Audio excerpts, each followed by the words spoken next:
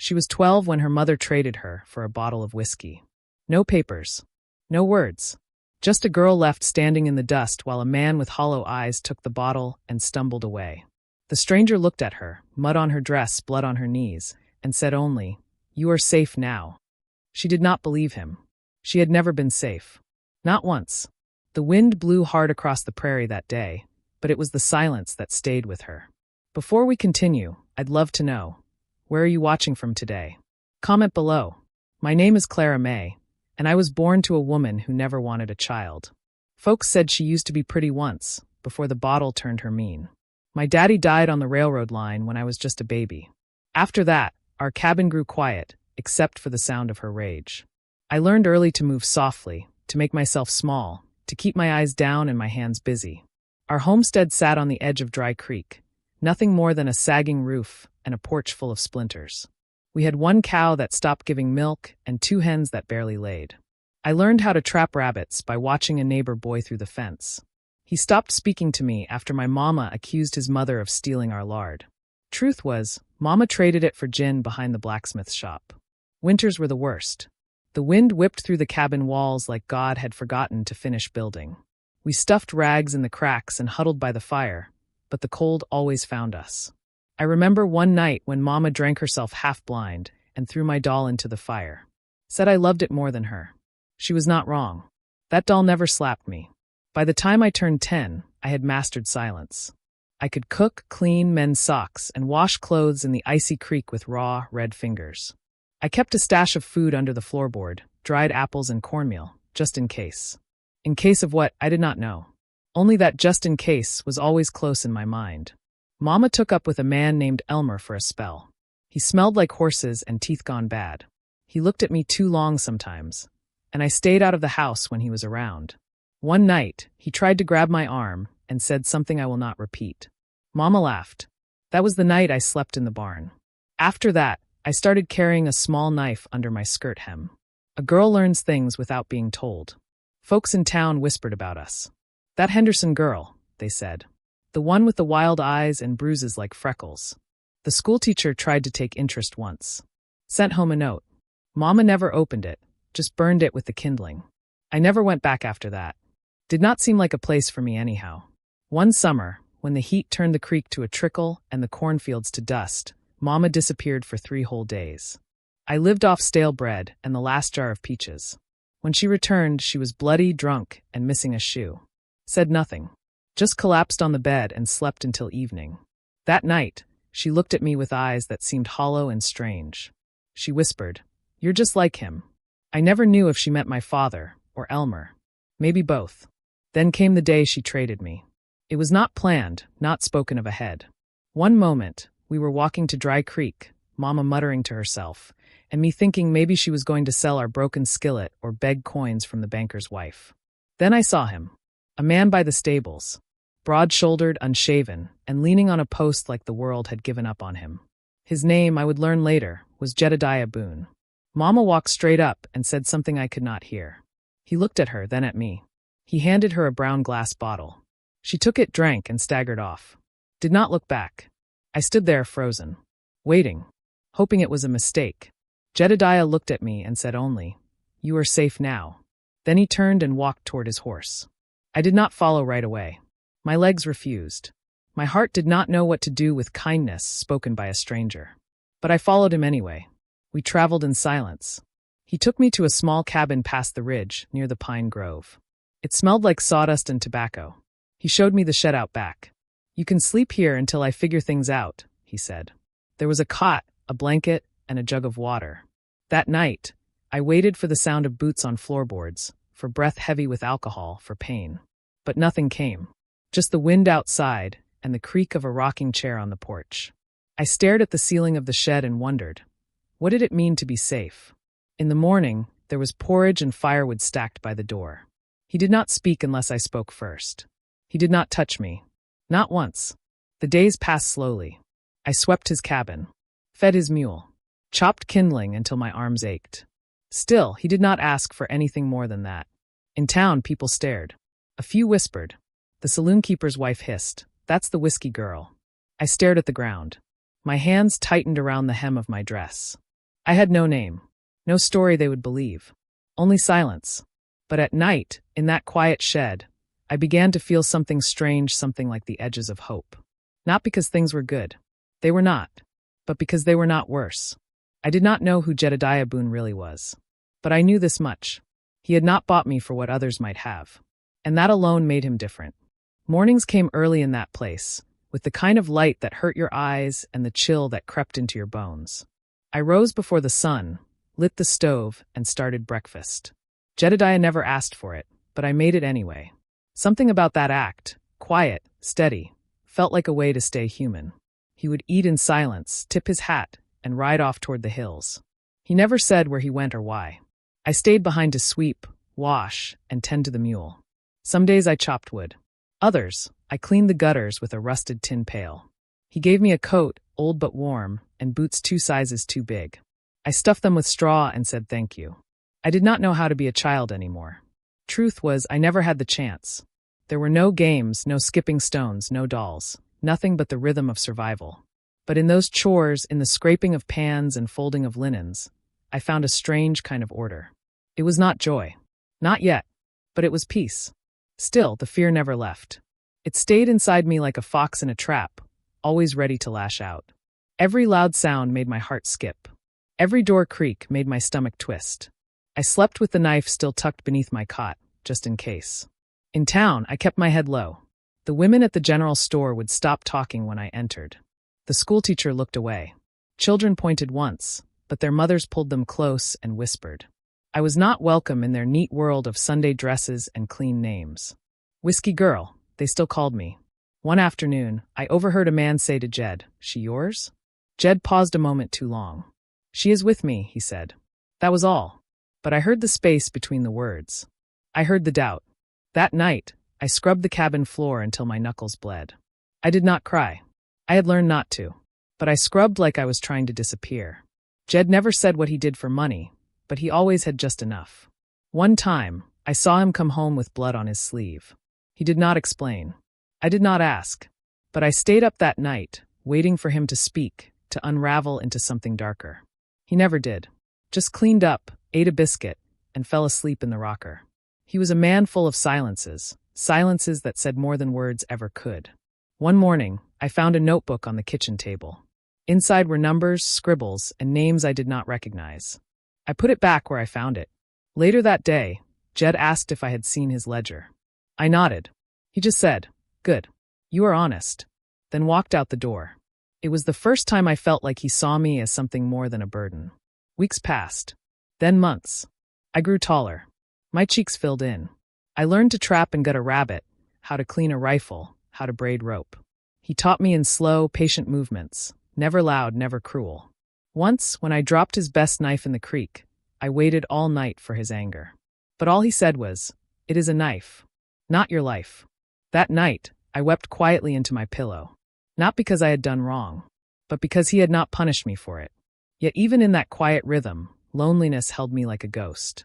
At night, I listened for footsteps that never came. I dreamed of a father I could barely remember, just a warm flannel shirt and the sound of laughter. I dreamed of a mother who would say sorry just once. But dreams do not put food on the table. So I worked harder. One bitter evening, while stacking firewood, I cut my hand clean open. Blood poured down my wrist, and I stumbled back into the cabin, holding it like a secret. Jed took one look and said, "Sit down." He cleaned the wound with whiskey and wrapped it in soft cloth. His hands were rough but careful. He never looked me in the eye, just muttered, "Got to be more careful, Clara." He had never said my name before. Not once. And hearing it broke something open in me. For the first time in my life, I felt real. Still, the world outside that cabin remained sharp and full of teeth. One morning, while I fetched water from the creek, 2 boys from town cornered me. Said ugly things. Called me Jed's little pet. One grabbed my braid. I did not scream. I reached for my knife. They backed off when Jed's horse came thundering through the brush. He said nothing to them. Just stared. They ran. Fast. Later, he handed me a tin box. Inside was a small pistol. "Next time," he said, "shoot first." I nodded, because that was the world we lived in, and I was learning to survive it. It happened on a Tuesday, the kind of day where the sky looks too wide and too quiet. I was bringing eggs into town to trade at the mercantile, my basket swinging from my arm and my eyes fixed low. I always tried to make myself invisible in Dry Creek. But trouble always sees you when you want to be unseen. Outside the store, I heard a voice, a woman, young and panicked. I turned my head just enough to see her. Pregnant, barefoot, and shaking, with two men crowding her like buzzards over a meal. One tugged at her shawl. The other laughed. I froze. Then I saw him, Jedediah Boone, stride into that mess like a shadow with weight. He said nothing, just stepped between the woman and the men. His shoulders did not move, but his hand hovered near his holster. "You got business here, Boone," one of them spat. Jed stared. "Do you?" That was all. They backed off like scalded dogs, muttering curses and spitting in the dust. Jed helped the woman sit on a bench. He gave her his canteen, pulled a coin from his coat pocket, and pressed it into her hand. Then, without so much as a glance at the watching townsfolk, he walked toward the mercantile. I had seen fights. I had seen men pretend to be strong. But what I saw that day was not noise or pride. It was protection. Quiet. Unshakable. Not performed for anyone. I waited outside the store. When he came out, I handed him my basket. "I saw what you did." He did not answer right away. Just looked at the road, like something far away was tugging on him.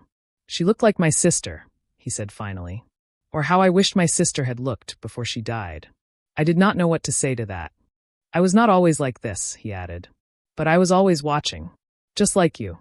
That night, I made stew with extra pepper. Jed did not complain. We ate in silence until I asked, "What happened to your sister?" He leaned back in the chair, eyes cloudy. "She married a man who said all the right things. By the time I found her again, she was too far gone. Drank herself to sleep every night. Died birthing a baby who never saw morning." I could feel his grief sitting between us, heavy like a second person. I was off fighting in the war when it happened. Thought I was doing something noble. Came back to ashes. I thought of my mother. Of the days she vanished and came back broken. I thought of the bruises I used to hide. "She used to sing," he said. "When we were kids. Had a voice that made the world stop." I nodded. "My daddy used to hum when he carved wood. I do not remember the songs. Just the sound of it." We both stared at the fire for a long time after that. The next morning, Jed handed me a rifle. "It is time you learn." I hesitated. Guns meant danger. They meant power that could turn cruel fast.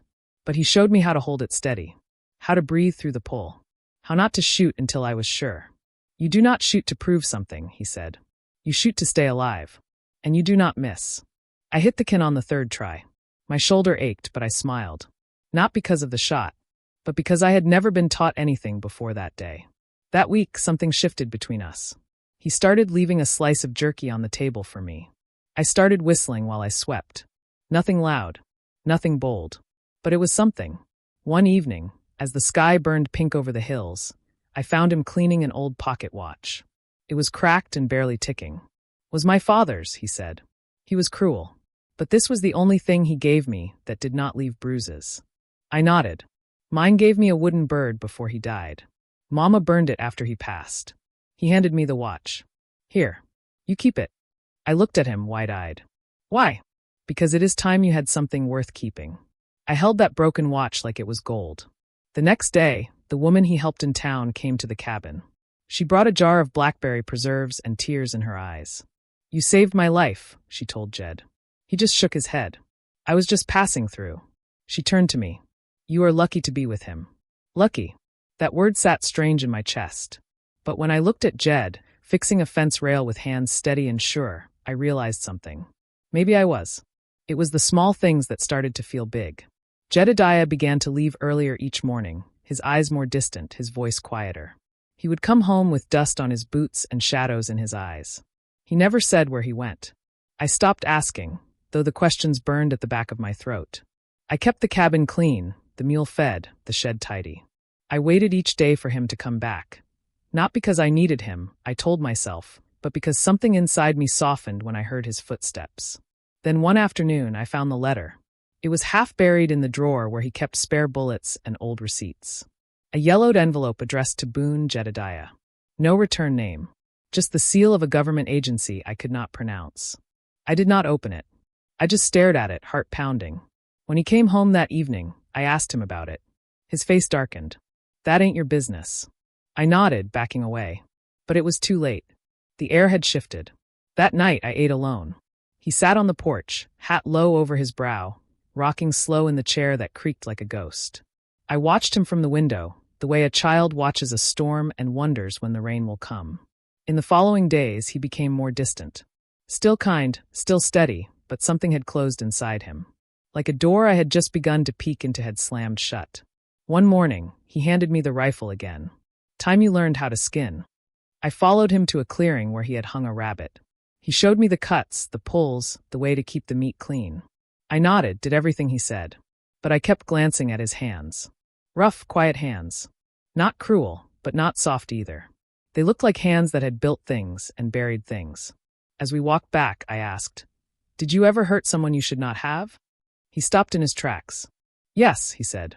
"And I never forgave myself for it." He said no more. That night, the wind howled through the pines, and I dreamed of a girl with my face, knocking on a locked door. No one opened it. A week later, the sheriff came riding up the path. Jed met him outside, calm as always. I watched from the shed, heart hammering. They spoke in low tones. I caught a few words: warrant, letter, back east. The sheriff handed Jed something folded. Jed did not flinch.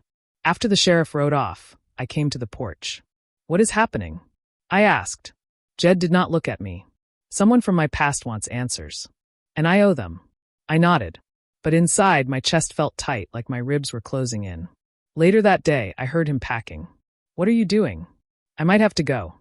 For a time." The words felt like a slap. I had not known how much I had come to depend on him until he said that.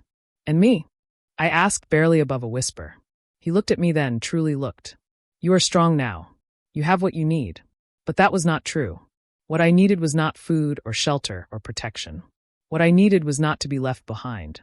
That evening, I found the ledger again, the one with names and numbers. This time I opened it. Inside were records of debts, payments, and names marked with crosses. It looked like something between a bounty list and a confession. At the bottom, one name was underlined, J. Cartwright, Arkansas. I recognized that name.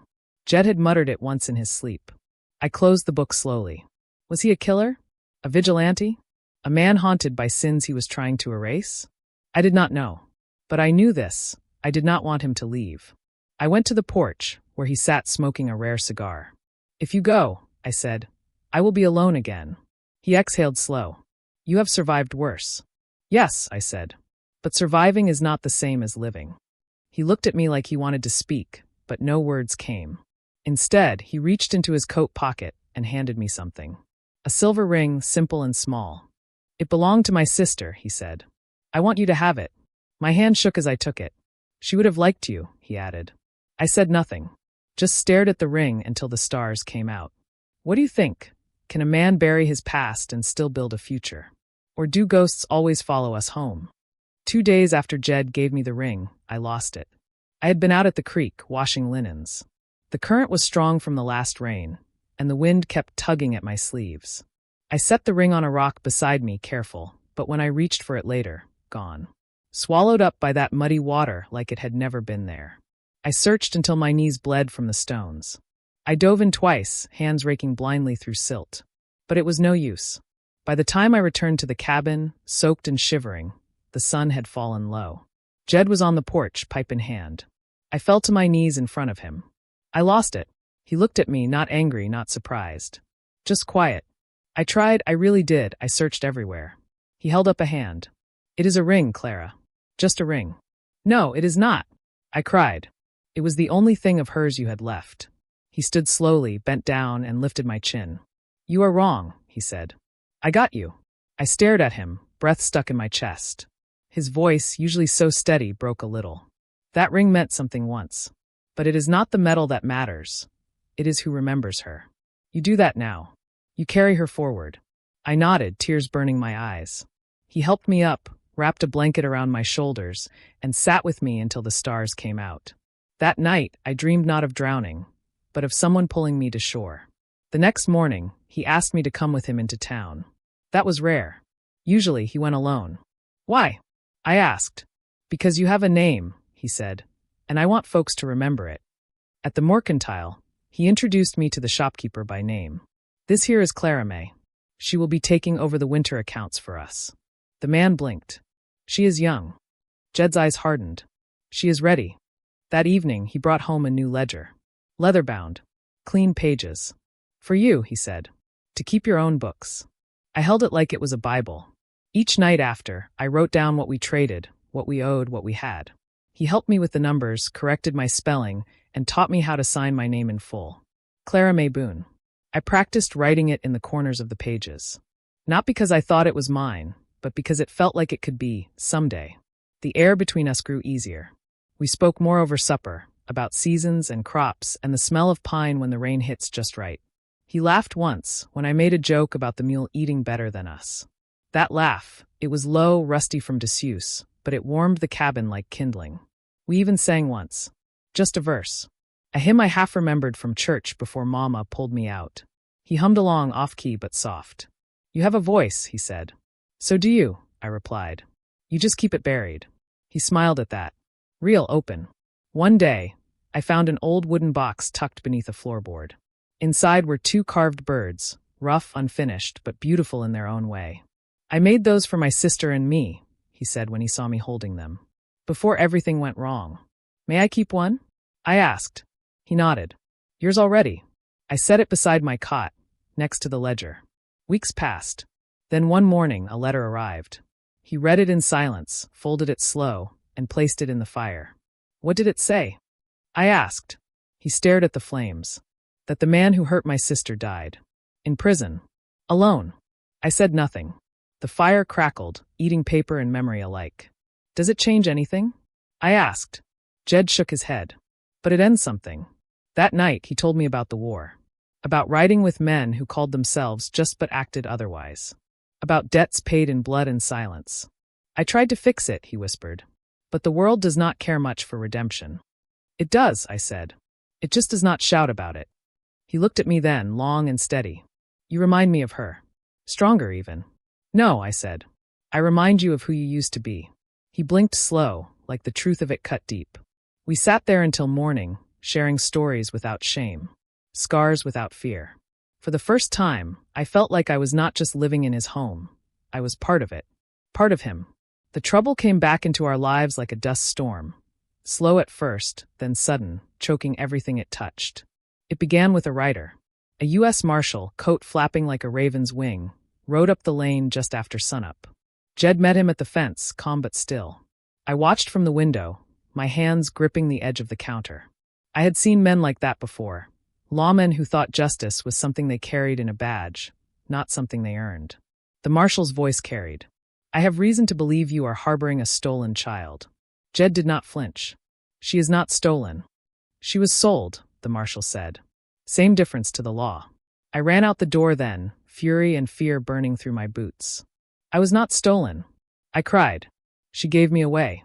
Sold me for a bottle, same as she sold the iron stove and my father's tools. The marshal looked at me, then at Jed. That may be. But the mother filed a claim. Said you took the girl against her will. I have to take her back. Jed stepped between us. You will not. The marshal raised an eyebrow. You planning to draw on a federal man? No, Jed said, slow and clear. But I am planning to make you listen. That afternoon, I was taken into town for questioning. The judge was a short, stiff man who smelled of pipe smoke and pride. He looked at me like I was a puzzle missing half its pieces. Is this man your father? He asked. No, sir. Then why are you living with him? Because he gave me a home. And your mother? She gave me away. He frowned. We have no record of legal guardianship. She never gave me anything but bruises. The room fell silent. Still, by law, the marshal said I could not stay. Not without papers. Not without proof. Jed offered to adopt me right there. Said he would file the forms, take the tests, answer every question. But the judge said it would take time. Until then, I would be placed in care. That night, they locked me in the attic of the church boarding house. One of those places that smells like soap and sorrow. The women who ran it never smiled. They made me scrub floors and fold laundry and say prayers that felt hollow in my throat. They said Jed was dangerous. That I had been corrupted by the kindness of strangers. I knew better. One of the other girls whispered that I would be moved out east, to an orphanage. I would be reconditioned, she said, like I was a broken tool. On the third night, I slipped out. Barefoot, cloakless, I ran through the dirt streets of Dry Creek. Past the saloon, past the shuttered schoolhouse, past the shadows whispering things I could not bear to hear. I found Jed in the jailhouse, sitting behind iron bars. He looked up, surprised but not angry. "I thought they took you," he said. "They tried," I whispered. "But I belong here." His hands reached through the bars and found mine. "I am sorry," he said. "For what?" "For bringing my past into your life." "It was already here," I said. It just had not found its voice yet. The deputy let me sit with him a while. No one stopped us. We talked soft through the bars until the oil lamp burned low. Then I asked the question I had held for weeks. "Did you kill him?" Jed stared at the wall. "The man who hurt your sister?" His jaw tightened. "I was too late," he said. "I found her grave before I found him. I wanted to kill him. I carried that anger like a second spine. But when I saw him, small, broken, pathetic, I could not do it. I let the law have him. And sometimes I wish I had not." I leaned against the cold iron. "I would have," I said. He nodded. "That is why I am glad it was me and not you. When they made me leave that night, I cried for the first time in a long while. Not for my mother. Not even for the girl I used to be. But for the man behind the bars who never asked for redemption, only tried to live it." They moved me the next morning. I was taken in a covered wagon, seated between two silent churchwomen who smelled of starch and old books. I clutched the little wooden bird Jed had carved, hid it under my dress like contraband. Every jolt of the road felt like goodbye. The orphanage stood on a hill 2 towns over, a gray brick building with barred windows and a yard scraped bare of grass. They did not ask my name when I arrived. They gave me a number, a bed, and a smock 2 sizes too big. The days became echoes: rise, scrub, serve, kneel, repeat. The other girls moved like ghosts. Some stared at the walls, others whispered to themselves in the dark. No one laughed. No one spoke above a hush. At night, I wept into my pillow. Not for where I was, but for what I had lost. For Jed. For the sound of the pine trees rustling above our cabin. For the mornings when he would leave a biscuit by the fire and say nothing, just nod at me like I mattered. I stopped speaking. Stopped eating much.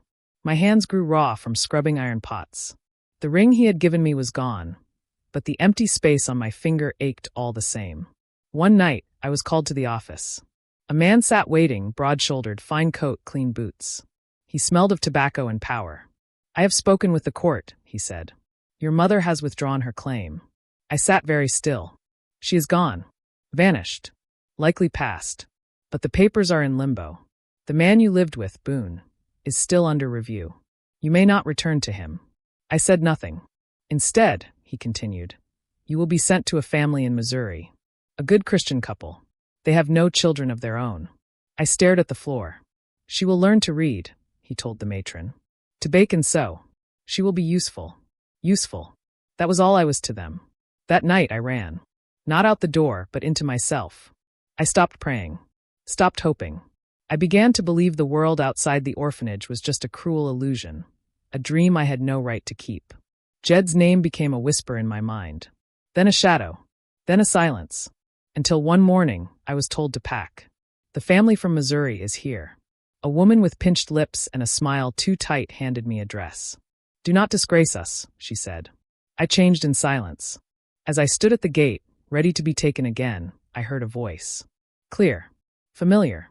"Let her go." I turned. Jed stood in the yard, flanked by 2 men with satchels and stamped documents. One held a court order. The other wore a judge's robe. The matron's face turned white. "You cannot just barge in here." "I can," the judge said. "This man has filed guardianship legally. He is approved. The mother's claim has been nullified. The child belongs with him." "She is not a child," the woman snapped.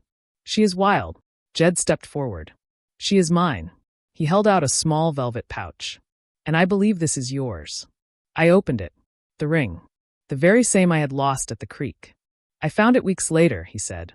"Went back every day until I did." My knees buckled. I gripped the iron gate for balance. "You came for me," I whispered. "I never stopped." The matron huffed. "She will only break your heart." "She already has," he said softly. "And I am still here." I stepped out of the gate and into his arms. The ride home was quiet, but the silence was full, not empty. That night, I slept in my old cot in the shed. Not because I had to, but because I wanted to remember. Remember the girl who once thought she was not worth keeping.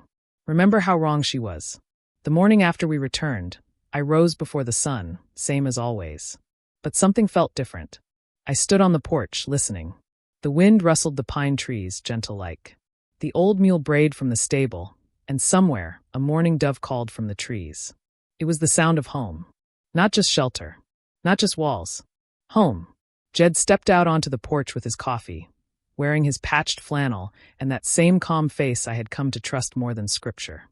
"You do not have to stay in the shed anymore," he said quietly. "I know," I replied. "But I think I will, for a little while." He nodded like he understood. We sat on the porch together, watching the sky turn from charcoal to pale gold. He told me about the court hearing, how he had fought for weeks to get my papers through, how he sold his saddle and his watch to pay for the filing fees.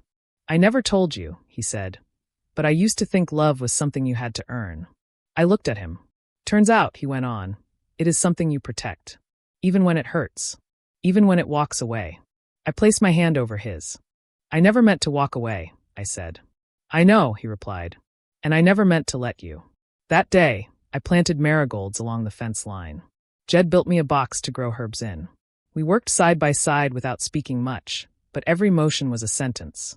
Later, I found a package on my cot, wrapped in cloth tied with twine. Inside was a new dress, blue calico with a simple lace collar. And underneath a note. "Wear this when you are ready to be seen." I cried for the first time in weeks. Not because I was sad, but because someone had thought of me as a whole person. The next Sunday, I wore the dress into town. People stared. Not with scorn this time, but surprise. Mrs. Cartwright, the banker's wife, gave me a polite nod. The preacher's daughter asked if I liked daisies. And the schoolteacher, the same one who once looked away, touched my shoulder gently and said, "Welcome back." After service, Jed and I shared a meal on the chapel lawn. He passed me a biscuit and whispered, "See what happens when you do not run?" But the real change came later that week.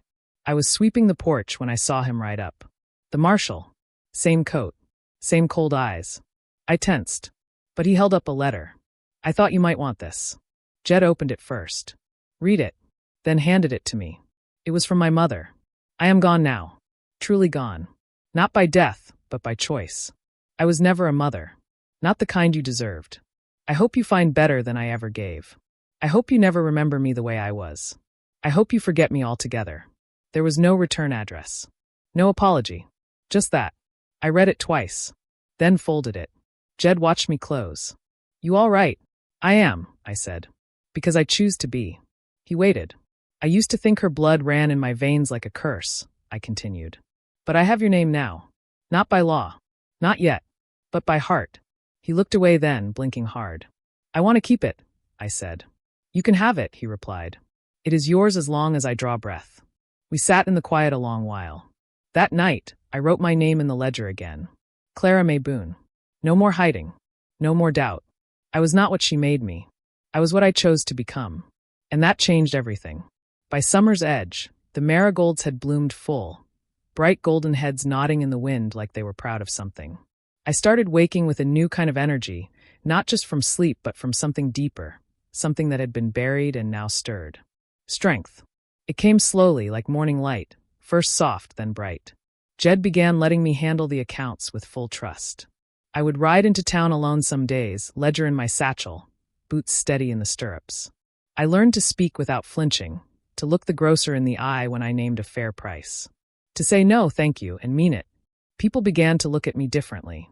Not as a charity case. Not as the girl who came with whispers. But as someone who belonged. Mrs. Winslow from the post office gave me a spool of blue thread. "For your hair ribbons," she said. I had never worn a ribbon, but I said thank you anyway and tucked it in my pocket like treasure. The schoolteacher, Miss Adeline, stopped me outside the chapel one morning. "You read well, Clara Mae," she said. "Would you teach the younger ones during the harvest break?" I nodded, heart pounding. I had never taught anything in my life. But that was the beauty of it. I was not who I used to be. I was allowed to begin again. At night, Jed and I would sit on the porch and talk like old friends. He told me about the years he spent wandering after the war, how he slept in barns, crossed rivers with no names, helped strangers with no thanks. "I was always trying to make up for what I could not do," he said. "You did," I replied. "You made up for it with me." He looked away then, swallowing hard. One evening, as the sun dipped low and the sky turned lavender, he handed me a folded paper. "What is it?" I asked. "Something you earned." Inside was a certificate of guardianship, signed and sealed. "Legal. Official. You are mine now," he said. "Not by favor. By law." I hugged him tight. I already was. I wore the blue dress every Sunday. Not because I wanted to show off, but because it reminded me that I was not ashamed anymore. Even the townsfolk had begun to change.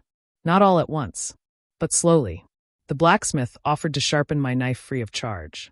The sheriff tipped his hat when I passed. And one by one, doors that had once stayed closed began to open. I even sang again.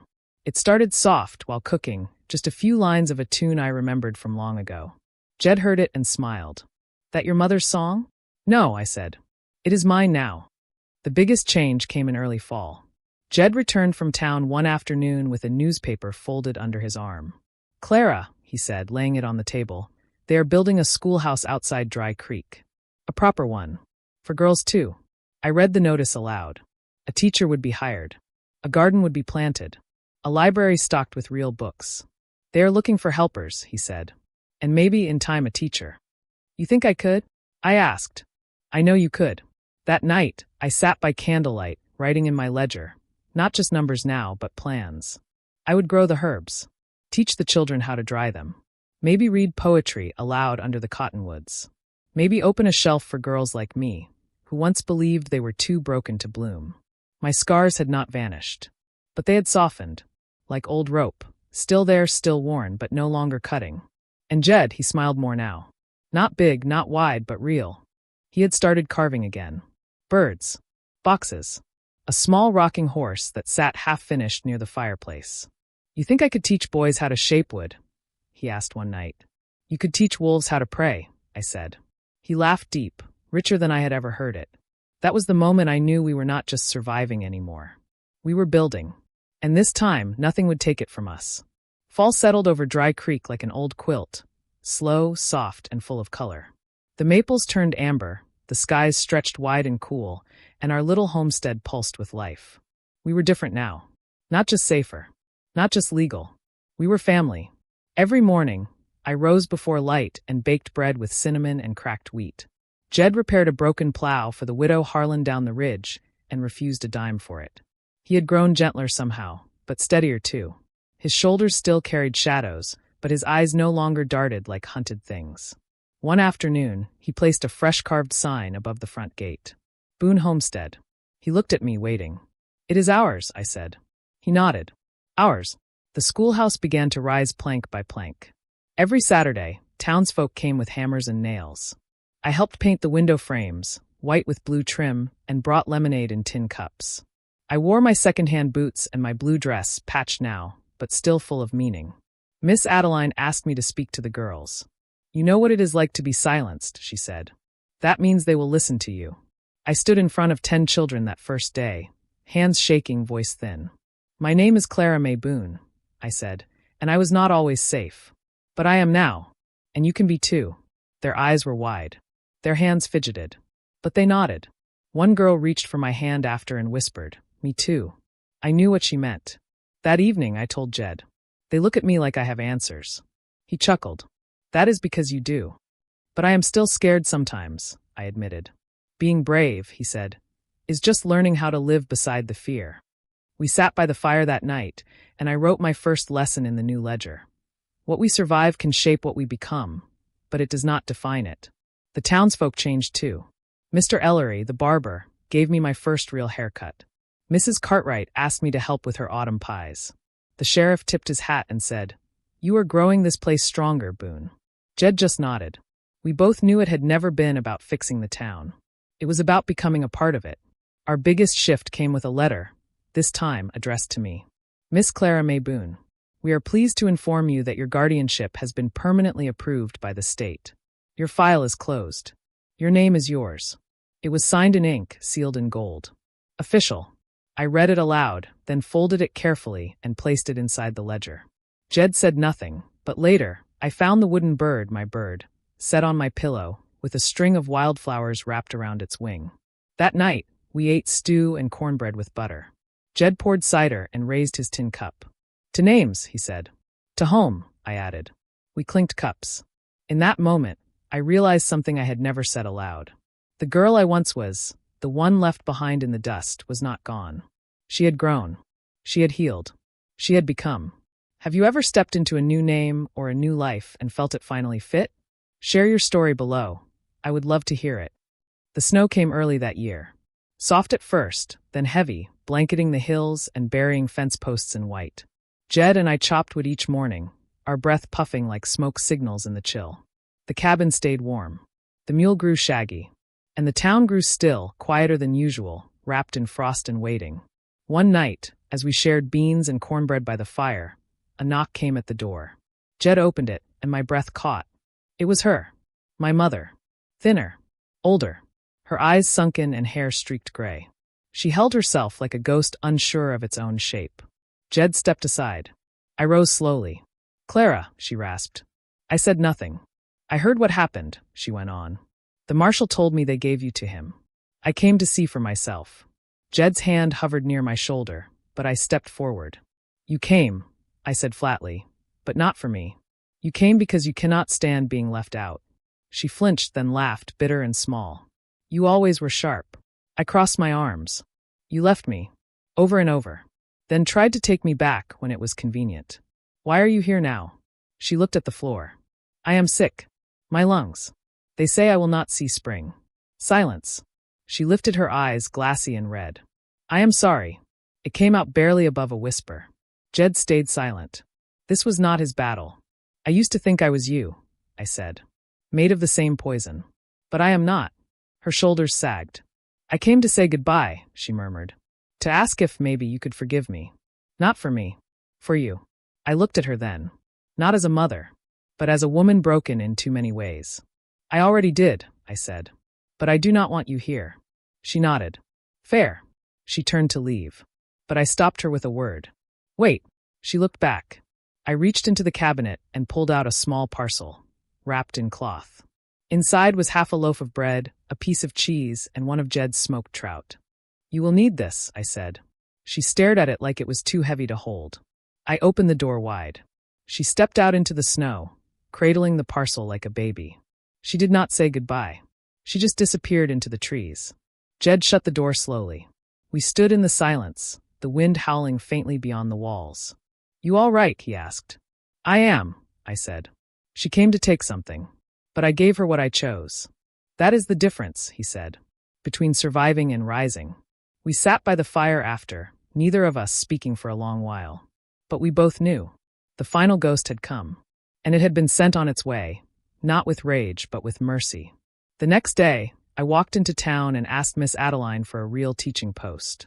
She said yes. That spring, the school opened with whitewashed walls, a fresh garden, and 22 children who laughed louder than the wind. On the front wall, above the blackboard, I placed a wooden plaque Jed had carved. We are not what we are born into, we are what we build with our own hands. And beneath that, in chalk, I wrote, Miss Clara Mae Boone. The name fit, not because he gave it to me, but because I had made it mine. Years passed as quietly as snowfall. The prairie changed with time, new fences, new faces, more wagons than horses, more roads than rivers. But something stayed. The pine trees still whispered. The wind still roamed free. And the Boone homestead stood steady, its porch worn smooth by boots and seasons and quiet conversations. I stayed in Dry Creek. Never felt the need to wander. I had already come far enough. The schoolhouse grew too. We added a second room, then a small library. The garden flourished, full of squash and dill and strawberries that made the children's hands sticky by noon. I taught reading, numbers, and how to press flowers between books. But mostly, I taught them how to believe they were not broken. I never married. Not because I was afraid, but because I had already found the greatest love of my life. A love that looked like safety and sounded like silence and built a whole world out of one man's quiet promise. You are safe now. Jed grew slower in his later years. His knees ached in the mornings and his beard turned to snow. But his eyes stayed clear, and his laugh, though rare, still warmed every corner of the cabin. He spent his days carving. Birds mostly. But also small boxes, puzzle pieces, and once a music stand for the chapel. Folks came from 3 towns over to buy his work. He never charged much. Hands were made for more than holding grudges, he said once. He passed away one spring morning, just before the marigolds bloomed. I found him in the rocking chair, blanket tucked around his knees, one hand resting on the final carving he ever made. A small girl, holding a ledger in one hand and a bird in the other. He looked peaceful. He always said he wanted to go quiet, and he did. We buried him under the pines. I carved the headstone myself. Jedediah Boone. Protector. Carver. Father. He built peace with his hands. I spoke at the service. Told them about the man who bought a girl, but never claimed her. The man who gave everything but his silence, and in that silence, gave her everything she needed. I told them how he taught me to shoot not to fight, but to stand. How he never once raised his voice, but always raised my worth. Afterward, the sheriff placed his badge on the grave. Miss Adeline left daisies, and the children of the schoolhouse sang a hymn about mercy. That night, I sat on the porch, holding the ledger in my lap. Inside were pages full of our life, trades, stories, pressed flowers, notes scribbled in the corners like thoughts too shy to speak. I turned to the last page. There, in Jed's handwriting, was a message. If you are reading this, then I did my job. You are more than I could ever have dreamed. You are Boone in every way that matters. Go on now. The world is waiting for your light. I wept, not from sorrow, but from the strange, deep knowing that I had been chosen, and that choosing had made me whole. Now I sit here, gray at the temples, my hands rough like his once were. I teach at the same schoolhouse. I plant marigolds every spring. And sometimes, when a girl comes through my door with a shadow in her eyes, I take her hand and say, "You are not what was done to you. You are who you choose to become." Then I hand her a little wooden bird, and I watch her take flight. Not every story is born from love. Some are born from loss, from silence, from being thrown away like something the world decided was too heavy to carry. But what you are born into is not the end of the tale. It is only the beginning. Clara Mae Boone was not chosen by blood or by law at first. She was chosen by a man who understood that protection is the truest kind of love, who knew that dignity is not something you give, it is something you defend. She was a girl left in the dust, handed off like coin for drink. And yet she rose. Not because someone saved her, but because someone stood for her. And when someone stands for you, you start learning how to stand for yourself. Jedediah Boone never asked for thanks. He never told her what to be. He just showed up. Every day. Quiet. Steady. Unmoving. And in that silence, a new life grew. We do not always get to choose where we begin, but we always get to choose where we go from there. If you have ever felt forgotten, if you have ever wondered whether your name could mean something more than what the world once called you, know this. You are not what was done to you. You are who you choose to become. And someone somewhere is waiting to be the first person who sees your worth and calls you home. If this story touched something deep in your heart, would you share it? Tell us. Have you ever been protected by someone who did not have to love you, but chose to anyway? Leave a comment below. You never know who might need to hear your words today.